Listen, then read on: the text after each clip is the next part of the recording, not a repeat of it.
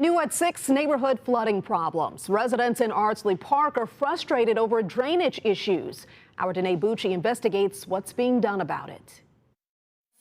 As you can see, I lost all my plants. Glenn Forehand knows if there's rain in the forecast, I lost about 15 bales of pine straw. there's the potential for his front yard to transform into a river. You know, it is what it is. This damage was caused during Tropical Storm Elsa.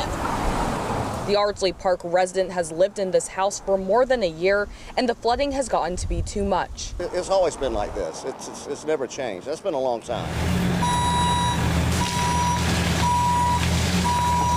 We're putting in green infrastructure, pervious pavements, and upgrading the drainage right here in Midtown. Alderman Nick Palumbo has seen the flooding firsthand and is seeking solutions to stop it. This was funded by a grant at no cost to the taxpayer here, and see how we could better move the water out of Midtown. The first plumbing project is happening right now in front of Jacob G. Smith Elementary, right in the heart of Habersham Village. This entire project will take just 1 month, and it'll be ready in time for school to open right here in the fall next month.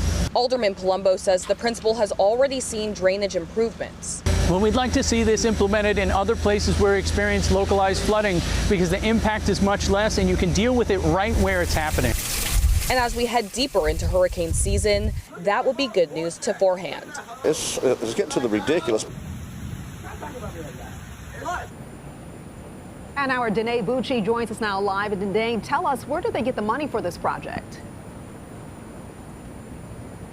Well, Shannon, this was a federal grant, and I'm told the city received $140,000 for this project. Shannon? All right, Danae, thanks so very much.